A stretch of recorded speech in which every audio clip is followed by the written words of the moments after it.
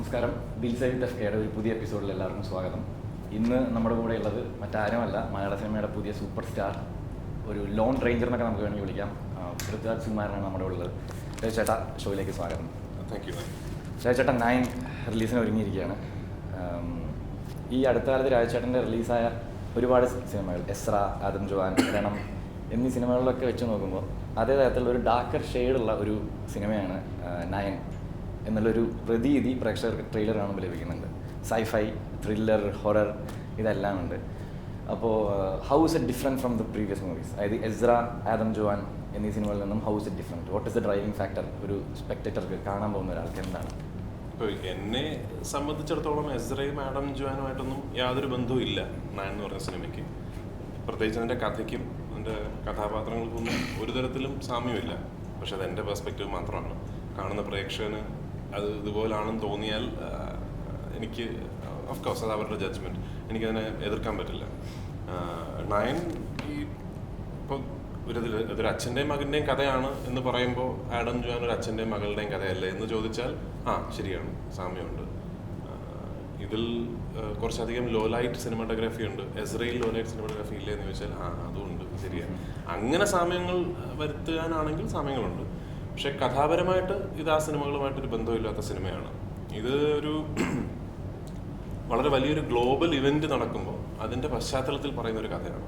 9 ദിവസങ്ങൾ നീണ്ടു നിൽക്കുന്ന ഒരു വലിയൊരു ഗ്ലോബൽ ഇവന്റ്. ആ പശ്ചാത്തലത്തിൽ പറയുന്ന ഒരു ട്രബിൾഡ് ആയിട്ടുള്ള അച്ഛൻ്റെയും മകൻ്റെയും കഥയാണ്. ആ കാലയളവിൽ അവരുടെ ജീവിതത്തിലേക്ക് കടന്നു വരുന്ന ചില കഥാപാത്രങ്ങളും അപ്പോൾ ഉണ്ടാകുന്ന ചില സംഭവങ്ങളാണ് ഇതിൻ്റെ ഒരു കഥയുടെ ബേസ്, കഥാതന്തു എന്നൊക്കെ പറയുന്നത്. ഇതിൽ സയൻസ് ഫിക്ഷൻ എലിമെൻറ്റ്സ് ഉണ്ട്, ഹൊററിൻ്റെ എലിമെൻറ്റ്സ് ഉണ്ട്, ഒരു സൈക്കോളജിക്കൽ ത്രില്ലറിൻ്റെ എലിമെൻറ്റ്സ് ഉണ്ട്. ഈ സ്നേഹം, പ്രണയം, ഭീതി, അത്ഭുതം, അങ്ങനെ എല്ലാം ഉള്ള ഒരു കഥയാണ്. അത് ഡിവൈസ് ചെയ്തിരിക്കുന്നതും ഷൂട്ട് ചെയ്തിരിക്കുന്നതെല്ലാം സ്ഥിരം കാണുന്ന ഒരു സിനിമ അനുഭവം ആകരുത് എന്നുള്ളൊരു തരത്തിലാണ്. അതല്ല എന്ന് പറയേണ്ടത് പ്രേക്ഷകരാണ്. സിനിമ കണ്ടിട്ട് അവർ അങ്ങനെ പറയട്ടെ.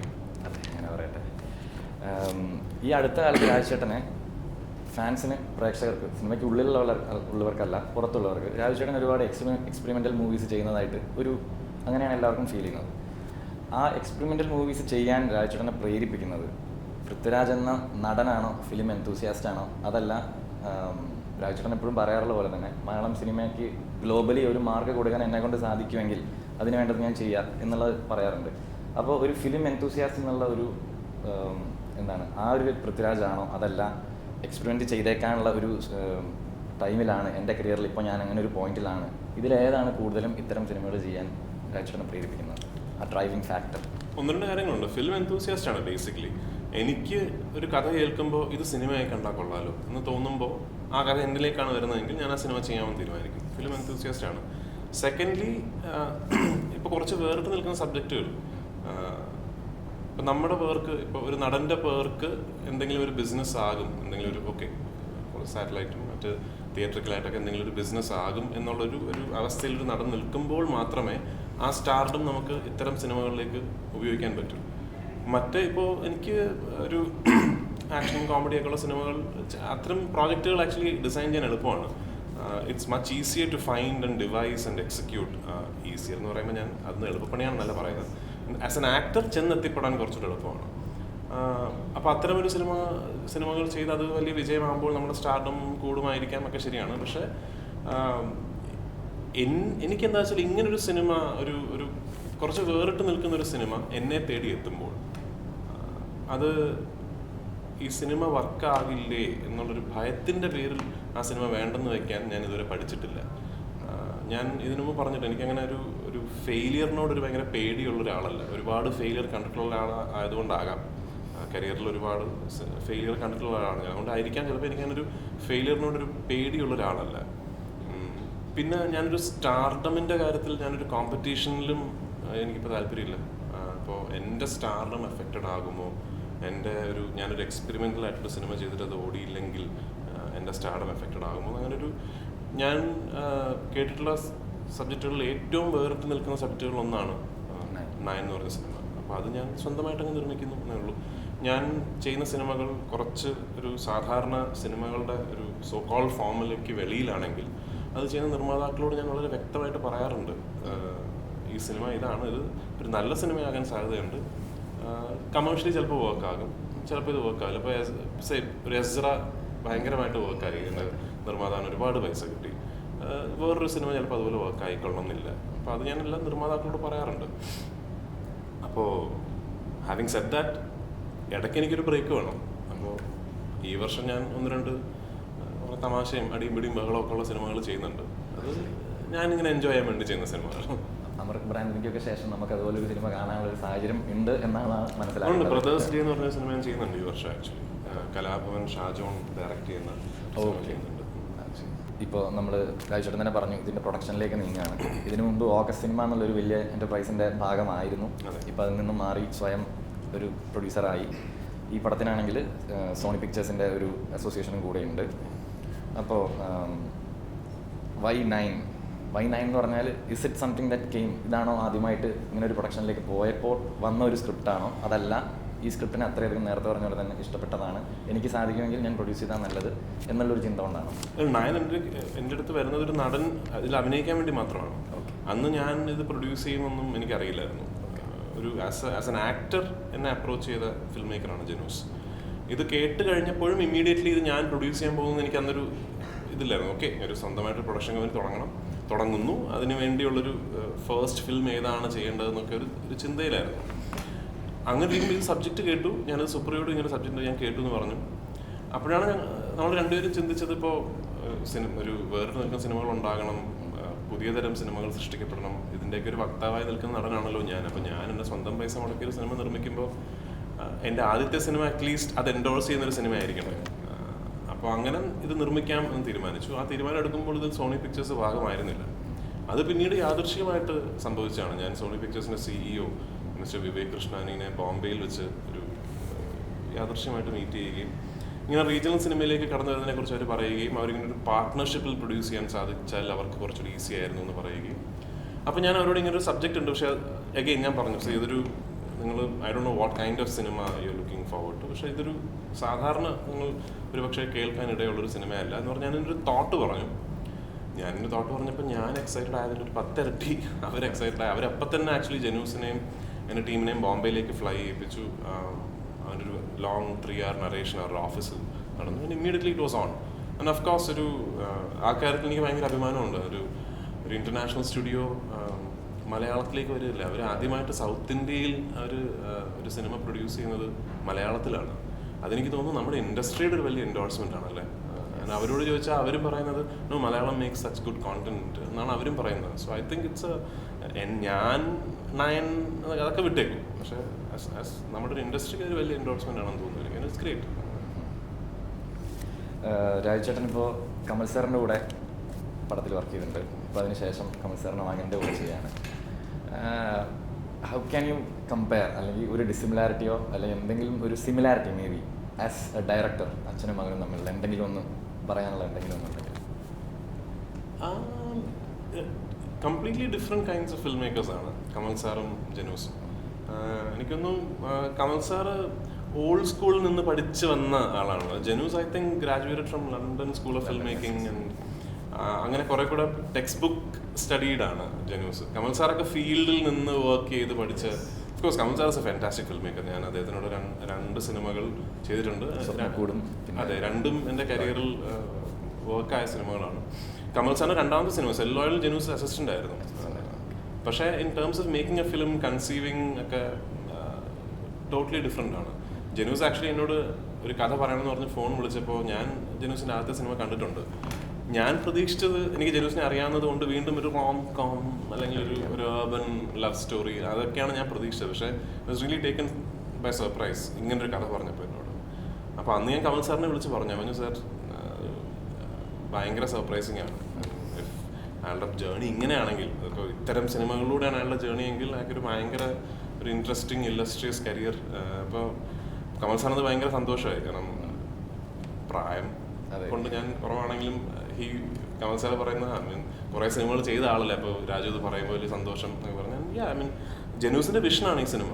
ജനൂസ് കണ്ട വിഷനാണ് ഇന്ന് നിങ്ങൾ സിനിമയായി കാണുന്നത്.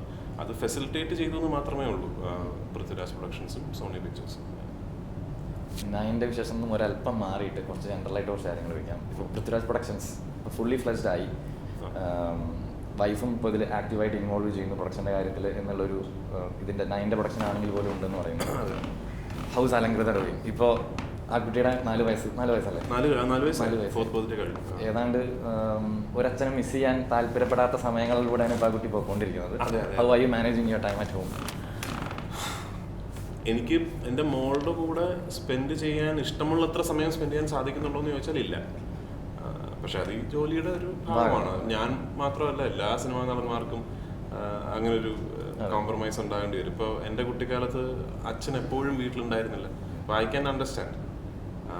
കുറച്ചുകൂടെ സ്ലോ ഡൗൺ ചെയ്യണമെന്ന് ആഗ്രഹമുണ്ട് എനിക്ക്, എസ്പെഷ്യലി കഴിഞ്ഞ വർഷം. ബിക്കോസ് ഓഫ് ദ ഡയറക്ടോറിയൽ, ഈ പ്രൊഡക്ഷൻ എല്ലാം കൊണ്ടും ഒരുപാട് വീട്ടിൽ നിന്ന് വിട്ടു നിൽക്കേണ്ടി വന്ന ഒരു സമയമാണ്.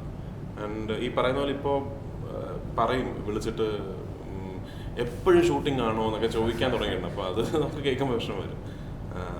പക്ഷേ ഹൗ വി മാനേജസ്, ഞാൻ ഒരു കുറേ അധികം നാൾ എങ്ങോട്ടെങ്കിലും വിട്ടു നിൽക്കുകയാണെങ്കിൽ സുപ്രിയ മോളെ കൊണ്ട് വരും. കുറച്ച് നാൾ അവിടെ ഞാൻ നിൽക്കുന്ന സ്ഥലത്ത് സ്പെൻഡ് ചെയ്തിട്ട് തിരിച്ചു പോകും. 9 നല്ലതായിരുന്നു. കാരണം എന്താ വെച്ചാൽ കറക്റ്റ് ആലിയുടെ സ്കൂൾ വെക്കേഷൻ സമയത്താണ് ഞങ്ങൾ മണാലിയിൽ ഷൂട്ട് ചെയ്തത്. ഞങ്ങൾ ഷൂട്ട് ചെയ്തത് ആക്ച്വലി മണാലിയിലെ ഒരു വൺ ഓഫ് ദ മോസ്റ്റ് കവർട്ടഡ്, അവിടുത്തെ ഒരു 5 സ്റ്റാർ ഹെറിറ്റേജ് പ്രോപ്പർട്ടി പോലെ ഒരു ഹോട്ടലാണ് ഇതിൻ്റെ മെയിൻ ലൊക്കേഷൻ. അപ്പോൾ അവിടെ ഷൂട്ട് ചെയ്യണമെങ്കിൽ, അതിന് പെർമിഷൻ കിട്ടണമെങ്കിൽ അവർ പറഞ്ഞ കണ്ടീഷൻ എൻറ്റയർ പ്രോപ്പർട്ടി ഞങ്ങൾ ബുക്ക് ചെയ്യണം എന്നുള്ളതാണ്. സോ അത് ഞങ്ങളൊരു 20 ഡേയ്സോളം ആ ഫുൾ പ്രോപ്പർട്ടി ബുക്ക് ചെയ്ത്, ആ ഫുൾ പ്രോപ്പർട്ടിയിൽ നമ്മുടെ ക്രൂവും നമ്മുടെ ആൾക്കാരും മാത്രമേ ഉണ്ടായിരുന്നുള്ളൂ. അപ്പോൾ ആ ഒരു 20 ദിവസം ഭയങ്കരമായിട്ട് അവൾ എൻജോയ് ചെയ്തു. കാരണം ആലോക് ഉണ്ടായിരുന്നു, and Prakash Raj sir came with his family. അപ്പോൾ the kids had lot of fun.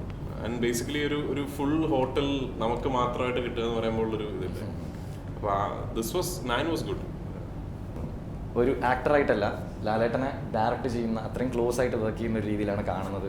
അപ്പോൾ ഇതിന് മുമ്പ് ലാലേട്ടനെ കുറിച്ച് പേഴ്സണലി കണ്ടു മനസ്സിലാക്കിയതും കേട്ടതും പറഞ്ഞറിഞ്ഞിട്ടുള്ളതും ഒക്കെ എന്താണ് ആസ് എൻ ആക്ടർ കൂടെ വർക്ക് ചെയ്യുമ്പോൾ, ലാലേട്ടൻ ആസ് എൻ ആക്ടർ കൂടെ വർക്ക് ചെയ്യുമ്പോൾ what did you learn about him? അങ്ങനെ എന്തെങ്കിലും? ലാലേട്ടൻ basically as a director is a delight to work with. അത് നമുക്ക് ഭയങ്കര ഈസിയാണ് ലാലേട്ടനോട് വർക്ക് ചെയ്യാൻ. എന്ന് വെച്ചാൽ എപ്പോഴും ആദ്യത്തെ ഇപ്പോൾ ഫസ്റ്റ് ഡേ ഫസ്റ്റ് ഷോട്ടിന് ലാലേട്ടൻ ക്യാമറയ്ക്ക് മുന്നിൽ വന്നിട്ട് സാർ ഞാൻ എന്താ ചെയ്യേണ്ടത് എന്നാണ് ചോദിക്കുന്നത്. അദ്ദേഹത്തിന് എന്താ ചെയ്യേണ്ടത് നന്നായിട്ട് അറിയാം, അദ്ദേഹത്തിന് ആ സീനും അറിയാം, എന്തറിയാം. പക്ഷെ എന്നാലും what does the director want എന്നുള്ളത്. അപ്പോൾ അതൊരു അദ്ദേഹത്തെ പോലെ ഒരു ലെജൻഡ് എന്തുകൊണ്ട് ലെജൻഡ് ആയി എന്നുള്ളതാണ്. അപ്പോൾ അത് കംപ്ലീറ്റ് ഡയറക്ടേഴ്സ് ആക്ടറാണെന്ന് എനിക്ക് തോന്നിയിട്ടുണ്ട് ലാലേട്ടൻ. കാരണം എപ്പോഴും നമ്മൾ എന്താണോ നമ്മൾ വെച്ചിരിക്കുന്ന ഷോട്ട്, അതിൽ നമ്മൾ എന്താണോ ലാലേട്ടനെ വെച്ച് നമ്മൾ എന്താണോ ചെയ്യാൻ ഉദ്ദേശിച്ചത്. ഞാനിപ്പോൾ ഒരു പെർട്ടിക്കുലർ ഷോട്ട്, ഓഫ് കോഴ്സ് ഞാൻ അദ്ദേഹത്തിൻ്റെ വലിയൊരു ഫാനാണ്. അപ്പോൾ ഞാൻ ഒരു പെർട്ടിക്കുലർ ഷോട്ട് വെക്കുമ്പോൾ മോനെ ഇതെന്താണ് ഇങ്ങനെ, ഞാൻ പറയാനുള്ള ചേട്ടാ അത് ചേട്ടൻ ഇങ്ങനെ ചരിഞ്ഞ് നോക്കുമ്പോൾ ഉള്ളൊരു ഇതുണ്ട്, അത് കിട്ടാൻ വേണ്ടിയാണ്. ഓക്കെ അതിനാണല്ലേ. അപ്പോൾ അത് ഭയങ്കരമായിട്ട് മനസ്സിലാക്കി അതിന് വേണ്ടി ഞാൻ ചില ഷോട്ടിലൊക്കെ ലാലേട്ടനെ കൊണ്ട് ഞാൻ 12-13 ടേക്ക് എടുപ്പിച്ചിട്ടുണ്ട്. അത് ലാലേട്ടൻ്റെ കുറ്റമല്ല, ചിലപ്പോൾ ഒരു കോംപ്ലിക്കേറ്റഡ് ഒരു ക്യാമറ മൂവ്മെൻ്റ് ആയിരിക്കാം. അപ്പോൾ ചിലപ്പോൾ ഫോക്കസ് പോവും, അല്ലെങ്കിൽ വലിയൊരു വൈറ്റ് ഷോട്ട്, ബാക്ക്ഗ്രൗണ്ടിൽ ക്രൗഡ് എന്തെങ്കിലും പ്രശ്നമാകും. ഭയങ്കര വെയിലത്തൊക്കെ നിന്നിട്ട് 12 ടേക്ക് 13 ടേക്ക് എടുക്കുമ്പോൾ ഒരു അഭിനന്ദ മോനെ ഓഫ് കോഴ്സ് പിന്നെ ഒന്നുകൂടെ ചെയ്യാലോ. അപ്പോൾ ഭയങ്കര എനർജി ലെവൽസ് ഒക്കെയാണ് ലാലേട്ടന്. പുള്ളിക്കാരൻ്റെ ഒരു ഭയങ്കരമായ ഒരു നല്ല സീൻ അഭിനയിക്കാൻ കിട്ടിയാൽ അത് എൻജോയ് ചെയ്യുന്ന ഒരാളാണ്. ആ സീൻ ഷൂട്ട് ചെയ്തിട്ട് ഓൺലൈൻ എടുത്തു വന്നിട്ട് മോനെ ചേട്ടനെ കണ്ടോട്ടെ എന്നുകൊണ്ട് ആ സീൻ കാണുക. അപ്പോൾ അത് ഇത്രയും സിനിമകൾ ചെയ്തിട്ട് ഇത്രയും വർഷങ്ങളായിട്ടും that he still enjoys it, that he still gets a kick out of it എന്നുള്ളത്. അത് മമ്മൂക്കയ്ക്കും അതെ കേട്ടോ. ഞാൻ പോക്കിരാജ ഷൂട്ട് ചെയ്യുന്ന സമയത്ത് ഞാൻ ഭയങ്കരമായിട്ട് ഞാൻ നോട്ടീസ് ചെയ്തിട്ടില്ല. മമ്മൂക്കയ്ക്കും ഹി റിയലി ലവ്സ് ഇറ്റ്. എനിക്ക് തോന്നുന്നു മമ്മൂക്കയ്ക്ക് ജീവിതത്തിൽ ഏറ്റവും ചെയ്യാൻ ഇഷ്ടമുള്ള കാര്യം ക്യാമറയ്ക്ക് മുന്നിൽ നിന്ന് പെർഫോം ചെയ്യുക എന്നുള്ളതാണ്. അതാണ് ഇവർ രണ്ടുപേരുടെയും both of them are so big because of that. പിന്നെ രാജേട്ടൻ ഇപ്പോൾ പൃഥ്വിരാജ് പ്രൊഡക്ഷൻസിനെ കുറിച്ച് നമ്മൾ പറഞ്ഞു. രാജേട്ടൻ എപ്പോഴും നേരത്തെ പറഞ്ഞൊരു സാധനം തന്നെ, മലയാള സിനിമയിലേക്ക് ഇപ്പോൾ പ്രേക്ഷകന് സാധാരണ ഒരു പ്രേക്ഷകന് തോന്നുന്നതെന്ന് പറഞ്ഞു കഴിഞ്ഞാൽ ഈ വ്യക്തിയെ കൊണ്ട് എന്തെങ്കിലുമൊക്കെ ചില കാര്യങ്ങളിൽ he's very definitive and certain with his opinions, അതൊക്കെ റേസ് ചെയ്യുന്ന കാര്യത്തിലാണെങ്കിലും. അപ്പോൾ ഇയാൾ പറയുന്ന ചില കാര്യങ്ങളെ കൊണ്ട് ഞങ്ങൾക്ക് മനസ്സിലാവുന്ന ഒരു സംഗതി എന്ന് വെച്ച് കഴിഞ്ഞാൽ he is going to do something to make sure that Mollywood എന്നുള്ള ഒരു ഇൻഡസ്ട്രിക്ക് ഒരു മാർക്ക് ഗ്ലോബലി കിട്ടും എന്ന് വിചാരിക്കുന്നു.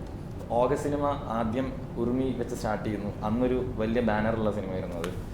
അപ്പോൾ എൻ്റെയൊക്കെ പ്രായത്തിലുള്ള ആളുകൾക്ക് എന്ന് പറഞ്ഞു കഴിഞ്ഞാൽ ഓക്കെ, ഈ പ്രൊഡക്ഷൻ ഹൗസ് വലിയ എന്തോ ബിഗ് ഇതായിട്ട് വരാൻ പോകുന്നതാണ്. പൃഥ്വിരാജ് എന്ന് പറയുന്ന സിനിമ പ്രൊഫഷണലിൻ്റെ വിഷൻ നന്നായിട്ട് കൊണ്ടുപോകുന്ന ഒരു പ്രൊഡക്ഷൻ ഹൗസാണ്. അതിലെന്തെങ്കിലും ബുദ്ധിമുട്ടുകൾ ഉണ്ടായത് കൊണ്ടാണോ കുറേ ആളുകളുടെ പ്രൊഡക്ഷൻ ഹൗസിൽ കുറേ പേരുണ്ടായിരുന്നു, അവരുടെയൊക്കെ ഓരോരുത്തർക്കും ഓരോരുത്തരുടെ പെർസ്പെക്റ്റീവ്സ് ഉണ്ട്, അങ്ങനെ എന്തെങ്കിലും ബുദ്ധിമുട്ട് കൊണ്ടാണോ ഇനി ഞാൻ ഒറ്റയ്ക്ക് തന്നെ ഒരു പ്രൊഡക്ഷൻ ഹൗസ് റൺ ചെയ്തേക്കാം എന്ന് തീരുമാനിച്ചത്? ബുദ്ധിമുട്ടൊന്നുമല്ല. ഐ മീൻ ഓഗസ്റ്റ് സിനിമയായിട്ട് ഞാൻ ഇപ്പോഴും really good terms with them. എനിക്കെപ്പോഴും എന്തെങ്കിലും ഒരു ആവശ്യമുണ്ടെങ്കിൽ ഞാൻ ആദ്യം വിളിക്കുക. ഇൻ ടേംസ് ഓഫ് ഒരു തിയേറ്റർ നെറ്റ്വർക്കിന് എന്തെങ്കിലും ആണെങ്കിൽ ആദ്യം വിളിക്കുക ഓഗസ്റ്റ് സിനിമ തന്നെയാണ്. Still like a home company for me.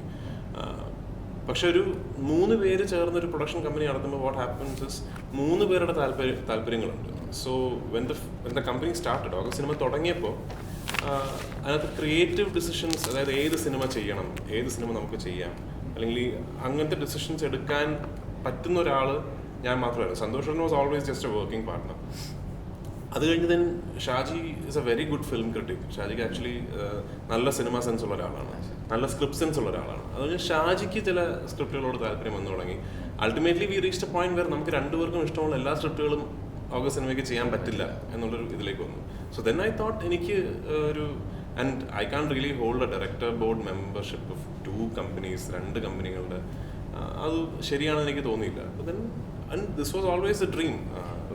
എനിക്ക് ഇപ്പോൾ പൃഥ്വിരാജ് പ്രൊഡക്ഷൻസിനെ സംബന്ധിച്ചിടത്തോളം I am solely responsible for everything. In the sense ഒരു സിനിമ അതിൻ്റെ വിജയപരാജയം, അതിൻ്റെ നഷ്ടങ്ങൾ, ലാഭങ്ങൾ എല്ലാം ഞാൻ എന്നോട് മാത്രമാണല്ലോ ആൻസറബിൾ. അപ്പോൾ അതിൻ്റെ ഒരു കംഫർട്ട് ലെവലുണ്ട് എനിക്ക്.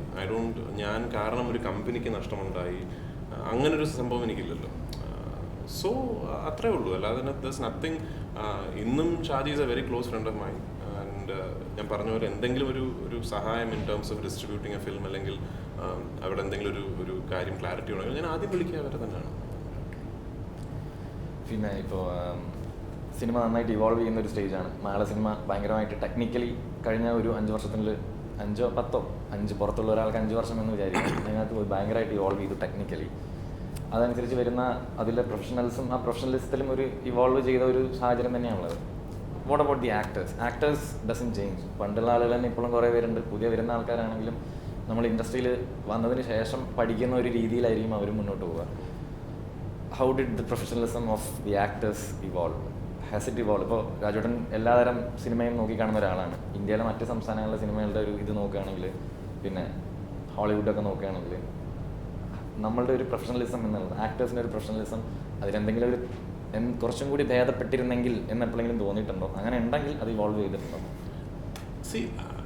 I'm not sure if I get what you mean. പക്ഷേ ഈ ആക്ടേഴ്സിൻ്റെ പ്രൊഫഷണൽസ് എന്ന് പറയുമ്പോൾ നമ്മൾ actors are different kinds of human beings അല്ല. ഒരു വേറെ ആക്ടേഴ്സ് എന്ന് പറഞ്ഞാൽ എല്ലാവരും ഒരേപോലത്തെ ആൾക്കാരല്ല. അപ്പോൾ അതിൽ വേറെ തരം ഒരുപാട് വ്യക്തിത്വങ്ങളുള്ള ആൾക്കാരാണ്. അതിൽ അഭിനയിക്കാൻ കഴിവുള്ള ആൾക്കാർ. അപ്പോൾ U are dealing with different kinds of people. അതിൽ ചില ആൾക്കാരുടെ സ്വഭാവം വേറെ പോലെ ആയിരിക്കാം, ചില ആൾക്കാരുടെ സ്വഭാവം വേറെ പോലെ ആയിരിക്കും. അപ്പോൾ അത് നമ്മൾ പ്രിപ്പയർഡ് ആയിരിക്കണം. As a director, as A producer നമ്മൾ പ്രിപ്പയർഡ് ആയിരിക്കണം. എല്ലാവരും നമ്മളൊരു പ്ലാൻ കൊടുത്താൽ എല്ലാവരും അതുപോലെ ഒരു അച്ചിൽ വാർത്തതുപോലെ എല്ലാവരും വന്നത് ചെയ്തിട്ട് പോകും. It's not fair to expect actor. അത് കാരണം you are dealing with humans, you are dealing with different personalities. അതുകൊണ്ടാണ് ഒരു കോർപ്പറേറ്റ് IT ഓഫീസ് നടത്തുന്നത് പോലെ ഒരു സിനിമ പ്രൊഡക്ഷൻ നടത്താൻ പറ്റില്ല. Because there are lot of variables involved in it. പക്ഷേ in terms of efficiency I have always believed ഇന്ത്യയിലെ ഏറ്റവും ബെസ്റ്റ് ഇൻഡസ്ട്രി മലയാളമാണ്. And what I mean when I say in terms of efficiency is, say for example എൻ്റെ സിനിമയത് എനിക്ക് സംസാരിക്കാം. ഞാൻ ഈ സിനിമയുടെ നിർമ്മാതാവായതുകൊണ്ട് എനിക്ക് പറയാം, ഞാൻ ഈ സിനിമ തുടക്കത്തിൽ പ്ലാൻ ചെയ്ത ബഡ്ജറ്റ് ആയിട്ടില്ല. അതിനേക്കാൾ കുറഞ്ഞ പൈസയ്ക്കാണ് ഈ സിനിമ തീർന്നത്. അതിൻ്റെ മുഴുവൻ ക്രെഡിറ്റ് ഈ സിനിമയുടെ ടെക്നീഷ്യൻസിനും ഡയറക്ടർക്കും ഇതിൻ്റെ പ്രൊഡക്ഷൻ ഹാൻഡിൽ ചെയ്ത് എൻ്റെ ഭാര്യയ്ക്കും എൻ്റെ ലൈൻ പ്രൊഡ്യൂസർ ഹാരിസ് ദേശത്തിനുമാണ്. ഞാനിതിൽ ഇൻവോൾവ് ആയിട്ടില്ല. ഞാൻ ചെക്കുകൾ സൈൻ ചെയ്യുക എന്നൊക്കെയുള്ള ഈസി ആയിട്ടുള്ള ജോലികളെ ഞാൻ ചെയ്തിട്ടുള്ളൂ. ഇങ്ങനൊരു പ്രോഡക്റ്റ് ഈ ബഡ്ജറ്റിൽ വേറൊരു ഇൻഡസ്ട്രിക്ക് പുൾ ഓഫ് ചെയ്യാൻ പറ്റുമെന്ന് എനിക്ക് തോന്നുന്നില്ല. Having worked in Tamil, in Hindi, in Telugu, അവിടെ ബ്രില്യൻ ഫിൽം മേക്കേഴ്സ് ഉണ്ട്, അവിടെ ഔട്ട്സ്റ്റാൻഡിങ് ആക്ടേഴ്സ്, ഔട്ട്സ്റ്റാൻഡിങ് ടെക്നീഷ്യൻസ് ഉണ്ട്. പക്ഷേ ഐ തിങ്ക് ഇങ്ങനൊരു ഇൻറ്റൻസീവ് ഫിൽം മേക്കിംഗ് അപ്രോച്ച് അവിടെ ഇല്ല. നമ്മളിപ്പോൾ ഈ സിനിമ നമ്മൾ മണാലി പോകുന്നു, നമ്മൾ 50 ദിവസം 50 days ഡേ നൈറ്റ് ഷൂട്ട് ചെയ്യുന്നു, തീർക്കുന്നു, തിരിച്ചു വരുന്നു. അങ്ങനെ ഒരു ഇൻറ്റൻസീവ് ഫിൽം മേക്കിംഗ് അപ്രോച്ച് അവിടെ ഇല്ല. ഇപ്പോൾ the same film had happened let's say in Hindi. ഇത് മണാലി ഇൻഡോർ ഒരു ഷെഡ്യൂൾ ആയിരിക്കും, ദെൻ വി ബ്രേക്ക്. 2 മാസം കഴിഞ്ഞ് വെതർ കുറച്ചുകൂടെ ബെറ്റർ ആകുമ്പോൾ മണാലി ഔട്ട്ഡോർ വേറൊരു ഷെഡ്യൂൾ ആയിരിക്കും, ദെൻ വി ബ്രേക്ക്. പിന്നെ സ്പിതി വേറൊരു ഷെഡ്യൂൾ, അത് കഴിഞ്ഞ് സ്റ്റുഡിയോ ഫ്ലോർ ഷൂട്ടുകൾ വേറൊരു ഷെഡ്യൂൾ, അങ്ങനെയൊക്കെ ആയിരിക്കും. So and it becomes like A 1 year long process and ഒരുപാട് ആൻസിലറി എക്സ്പെൻസസ് ഉണ്ട്. So in terms of efficiency, അതായത് ഇത്ര രൂപയ്ക്ക് ഇങ്ങനത്തെ ഔട്ട്പുട്ട് എന്ന് പറയുന്ന ലേമൻസ് ടേംസിൽ പറയുന്ന എഫിഷ്യൻസിയിൽ I think Malayalam cinema is unbeatable. It's a testimony to Malayalam cinema actually. Next production, Prithviraj പ്രൊഡക്ഷൻസിൻ്റെ നെക്സ്റ്റ് എന്തെങ്കിലും സാധനങ്ങൾ എവിടെയെങ്കിലും ഒക്കെ ആയോ, എന്തെങ്കിലും ഒരു ന്യൂസ് പുറത്തേക്ക് പറയാനുള്ള ഒരു സാഹചര്യം? ഞങ്ങളിപ്പോൾ ചർച്ച ചെയ്തുകൊണ്ടിരിക്കുന്നതിൻ്റെ ഒന്നും we are not yet on floors. അടുത്ത സ്വന്തമായി നിർമ്മിക്കണമെന്ന് ആഗ്രഹമുള്ള സിനിമ എന്ന് പറയുന്ന സച്ചി സ്ക്രിപ്റ്റ് എഴുതി ജീൻ പോൾ ഡയറക്റ്റ് ചെയ്യുന്ന സുരാജ് വെഞ്ഞാറമൂടും ഞാനും കേന്ദ്ര കഥാപാത്രങ്ങളും ആയി അഭിനയിക്കുന്ന സിനിമയാണ് ഡ്രൈവിംഗ് ലൈസൻസ്. അതെ, ഓക്കെ. അത് പൃഥ്വിരാജ് പ്രൊഡക്ഷൻസ് തന്നെയാണ്. What about directing? ഏതെങ്കിലും ഈ സമീപകാലത്ത് ഇതൊരു ഭയങ്കര ഡ്രീമായിരുന്നു, ഒരു പടം എൻ്റെ സിനിമ എന്നുള്ളൊരു ഭയങ്കര ഡ്രീമായിരുന്നു. അത് സിറ്റി ഓഫ് ഗോഡ് പണ്ട് സിറ്റി ഓഫ് ഗോഡ് ഞാൻ ആദ്യം സംവിധാനം ചെയ്യണമെന്ന് വിചാരിച്ചിരുന്ന സിനിമ സിറ്റി ഓഫ് ഗോഡ് ആണ്. നന്നായി ഞാൻ ചെയ്യാത്തത്, കാരണം ഞാൻ എൻ്റെ മനസ്സിൽ കണ്ടതിനേക്കാൾ എത്രയോ നല്ല സിനിമയാണ് ലിജു എടുത്തിരിക്കുന്നത്. ഇപ്പോൾ ആ ഒരു ആഗ്രഹം പൂർത്തീകരിച്ചു. ഇത് does it stop here or do you want to do something more? Does it stop here എന്നുള്ളത് ഈ സിനിമ റിലീസായി കഴിയുമ്പോൾ അറിയാം, നാട്ടുകാർ പറയുമല്ലോ. അല്ല, ഇപ്പോൾ പ്രേക്ഷകരുടെ ഒരു വേർഷൻ, ഒരുപാട് പ്രേക്ഷകരുടെ ഒരു അഭിപ്രായത്തിന് ഒരുപാട് മാനിക്കുന്ന ഒരാളല്ല രാജുവേട്ടൻ. അതുകൊണ്ട് I will make my own films. So the thing is, as an actor and as a personality who earns from cinema, സിനിമയാണല്ലോ എൻ്റെ ഉപജീവന മാർഗം, സിനിമയാണ്. Whatever said and done, ഞാൻ നല്ല പൈസ വാങ്ങിച്ചിട്ട് തന്നെയാണ് ഞാൻ സിനിമയിൽ അഭിനയിക്കുന്നത്. അത് ഞാൻ അഡ്മിറ്റഡ്. ആ ഇതിൽ നോക്കുമ്പോൾ it's A foolish investment of time for me. മനസ്സിലായില്ലേ? എൻ്റെ ഒരു 8 months ഞാൻ ഒരു സിനിമ സംവിധാനം ചെയ്യാൻ വേണ്ടി. അപ്പോൾ ഒരു സംവിധായകൻ എന്ന നിലയിൽ ഞാൻ അഭിനയിക്കുമ്പോൾ വാങ്ങിക്കുന്ന ശമ്പളം എനിക്ക് വാങ്ങിക്കാൻ പറ്റില്ല. I know that. കാരണം ഒരു പുതുമുഖ സംവിധായകനാണ് ഞാൻ, ന്യൂ ഡയറക്ടറാണ്. അപ്പോൾ എനിക്ക് എല്ലാ കാര്യത്തിലും എഗൻസ്റ്റ് ആണ്. ഇൻ ദ സെൻസ്, ഒരു സിനിമ സംവിധാനം ചെയ്യാമെന്ന് വിചാരിച്ചാൽ എല്ലാ ഫാക്ടേഴ്സും എഗൻസ്റ്റ് ആണ്. The only factor that tells me ചെയ് എന്ന് പറയുന്നത് എൻ്റെ ഉള്ളിലെ ഒരു ആഗ്രഹം, ഒരു ഫിൽം മേക്കർ എന്നുള്ള ഒരു പാഷനാണ്. And that is still there. That is still there because I really enjoyed making Lucifer. ഞാൻ ലൂസിഫർ അത്ര എൻജോയ് ചെയ്യാൻ കാരണവും അഗൈൻ എൻ്റെ ക്രെഡിറ്റ് മാത്രമല്ല, എൻ്റെ കൺവിക്ഷൻ, എൻ്റെ വിഷനെ പൂർണ്ണമായി വിശ്വസിച്ചൊരു പ്രൊഡ്യൂസറുണ്ട്. ഞാൻ ഇന്ന് വരെ ലൂസിഫറിൻ്റെ ഷൂട്ടിംഗ് തുടങ്ങിയ ദിവസം മുതൽ തീരുന്ന ദിവസം വരെ എനിക്കൊരു സാധനം വേണം എന്ന് പറഞ്ഞിട്ട് അത് വേണോ എന്ന് ഇന്ന് വരെ എന്നോട് ചോദിക്കാത്തൊരു പ്രൊഡ്യൂസറാണ്. And Lucifer is not a cheap film, it's an expensive film. ഒരുപാട് വലിയ സീക്വൻസുകളൊക്കെ ഉള്ള സിനിമയാണ്.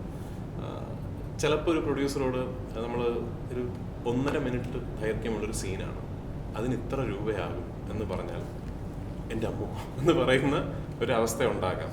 പക്ഷേ അല്ല, അത് ഡയറക്ടറിന് അത് അങ്ങനെ എടുക്കണമെങ്കിൽ അത് അങ്ങനെ തന്നെ ചെയ്യണം എന്ന് പറഞ്ഞൊരു പ്രൊഡ്യൂസർ എനിക്കുണ്ടായിരുന്നു.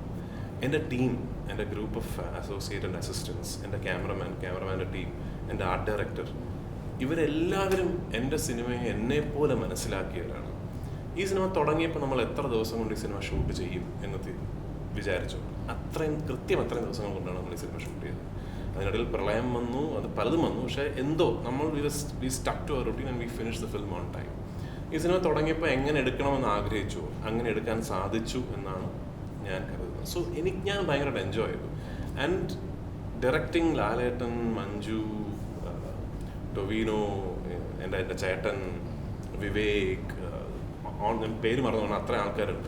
I really loved it. എനിക്കൊരു ആക്ടേഴ്സിൻ്റെ കൂടെ വർക്ക് ചെയ്യാൻ സാധിക്കുക. ഇത് പെർഫോമൻസസിൻ്റെ സിനിമയാണ് കേട്ടോ. അത് കുറേ പെർഫോമൻസുകൾ ഉള്ള സിനിമയാണ്. അപ്പോൾ അവരുടെ കൂടെ ഇങ്ങനെ ക്ലോസ് ക്വാർട്ടേഴ്സിൽ, ചേട്ടാ ഞാൻ ആക്ച്വലി സീൻ വായിച്ചപ്പോൾ എൻ്റെ മനസ്സിൽ ഇതായിരുന്നു, അപ്പോൾ അങ്ങനെ ചെയ്താലോ, അങ്ങനെ ഒരു ഡിസ്കഷനിൽ ഏർപ്പെടാം. ഞാനത് ഭയങ്കരമായിട്ട് എൻജോയ് ചെയ്തു. പിന്നെ എൻ്റെ കുഴപ്പം, ഞാൻ കുറച്ചിങ്ങനെ വലുതായിട്ട് കാണുന്ന ഒരാളായതുകൊണ്ട് ഇനി അടുത്തൊരു സിനിമ എന്ന് പറയുമ്പോൾ again I know that it will be like ഒരു വലിയ പ്രോസസ്സായിരിക്കും. അടുത്ത എൻ്റെ ഒരു വർഷമൊക്കെ 1-2 വർഷമൊക്കെ ചിലപ്പോൾ പോകുന്ന ഒരു പ്രോസസ്സായിരിക്കും. അപ്പോൾ അതെന്ന് എന്നുള്ളത് എനിക്കറിയില്ല. പിന്നെ ലൂസിഫർ ഇറങ്ങി, ഇഫ് പീപ്പിൾ തിങ്ക് ദാറ്റ് ഇവനെ കൊണ്ട് ഈ പണിക്ക് കൊള്ളൂല എന്ന് ആൾക്കാർ പറയുകയാണെങ്കിൽ നാളെ എൻ്റെ ഒരു സിനിമ ബാക്ക് എൻ്റെ ഒരു പ്രൊഡ്യൂസർ ഉണ്ടാവണമെന്നില്ല. ഞാൻ സ്വന്തമായിട്ട് ചെയ്യും. പിന്നെ എൻ്റെ മനസ്സിലുള്ള അടുത്ത സിനിമ എനിക്ക് സ്വന്തമായിട്ട് താങ്ങാൻ പറ്റുമെന്ന് ഡൗട്ടുണ്ട്. പേട്ട ഡിസ്ട്രിബ്യൂട്ട് ചെയ്തു. അപ്പോൾ മുമ്പ് രാജുവേട്ടൻ ഒരു അഭിപ്രായം, പണ്ട് പറഞ്ഞൊരു അഭിപ്രായം ഉണ്ടായിരുന്നു, അന്യഭാഷ ചിത്രങ്ങൾക്ക് വൈഡ് റിലീസ് ഇവിടെ കൊടുക്കുമ്പോൾ മലയാള സിനിമകൾക്ക് തിയേറ്റർ ഇല്ലാത്തൊരു ബുദ്ധിമുട്ടിനെ കുറിച്ച് സംസാരിച്ചിരുന്നു. Are you going back on your what you are saying? അത് ഞാൻ ഒന്നുകൂടെ അടിവരായിട്ട് പറയാണ്. അന്യഭാഷാ ചിത്രങ്ങൾക്ക് മലയാള സിനിമകൾ റിലീസിന് ഒരുങ്ങി നിൽക്കുമ്പോൾ അന്യഭാഷാ ചിത്രങ്ങൾ വന്ന് 300-400 തിയേറ്ററിൽ റിലീസ് ചെയ്യുമ്പോൾ മലയാള സിനിമയ്ക്ക് റിലീസ് കിട്ടാതിരിക്കുന്നത് ഇസ് ടോട്ടലി അൺഅക്സെപ്റ്റബിൾ. അതിനിപ്പോൾ പ്രൊഡ്യൂസേഴ്സ് അസോസിയേഷൻ പുതിയൊരു റെഗുലേഷൻ കൊണ്ടുവന്നിട്ടുണ്ട്. ആ റെഗുലേഷന് അനുസരിച്ച് റിലീസായ ആദ്യത്തെ അന്യഭാഷാ ചിത്രമാണ് Petta. Petta is a first other language film to not have a wide release. Petta ഞങ്ങൾ 135 തിയേറ്റേഴ്സിൽ കണ്ട് റിലീസ് ചെയ്തിട്ടുള്ളൂ. ആ സിനിമയുടെ ഒരു വലിപ്പം വെച്ച് അത് സാധാരണഗതിയിൽ ഇതിന് മുമ്പുള്ളൊരു പ്രാക്ടീസ് വെച്ചാണെങ്കിൽ ഈസിയായി എനിക്കൊരു 300 തിയേറ്റർ ആ സിനിമയ്ക്ക് കിട്ടും. പക്ഷെ അത് വേണ്ട. മലയാള സിനിമയ്ക്ക് തിയേറ്ററുകൾ നിഷേധിച്ചുകൊണ്ട് അന്യഭാഷാ സിനിമകൾ കേരളത്തിൽ റിലീസ് ചെയ്യുന്നത് തെറ്റാണെന്ന് ഞാൻ ഇപ്പോഴും വിശ്വസിക്കുന്നു. ഫോറം കേരളം രാജുട്ടൻ ഫോളോ ചെയ്യാറുണ്ട് എന്നുള്ളൊരു ഫോറം കേരളത്തിന്റെ ട്വീറ്റ്സ് ഒക്കെ കാണാറുണ്ട്. എന്ത് ഏതുതരം ട്വീറ്റ്സ് ഒക്കെ അല്ലെങ്കിൽ ഏതുതരം പോസ്റ്റുകളാണ് കൂടുതൽ ശ്രദ്ധിക്കാറുള്ളത്? പ്രത്യേകിച്ച് എന്തെങ്കിലും ശ്രദ്ധിച്ചതായിട്ടുണ്ടെങ്കിൽ? റിവ്യൂ കണ്ടിട്ടുണ്ട്. ട്വീറ്റ് ചെയ്യുന്ന റിവ്യൂ ഇല്ലേ, നിങ്ങളാണോ? അല്ല, ഞാനല്ല. അല്ല, I mean forum Keralam tweet ചെയ്യാറില്ലേ റിവ്യൂ? ഫോറം കേരളം ട്വീറ്റ് ചെയ്യാറുണ്ട്. അത് ഞാൻ കാണാറുണ്ട്, ട്വീറ്റ് കാണാറുണ്ട്. പിന്നെ ചില നിങ്ങളുടെ യൂസേഴ്സ് എനിക്ക് തോന്നുന്നു വാട്സാപ്പിലാണോ നിങ്ങളുടെ ഗ്രൂപ്പിൽ ഇടുന്ന റിവ്യൂ ആണോ, ചിലപ്പോൾ എനിക്ക് വാട്സാപ്പിൽ ആൾക്കാർ ഫോർവേഡ് ചെയ്ത് അങ്ങനെയൊക്കെ കാണാറുണ്ട്. അപ്പോൾ നമ്മുടെ സെഷനോട് തീരുകയാണ്. ഏതായാലും thank you for having your time and we wish you all the success. Thank you so much. Lucifer 9 and all the future.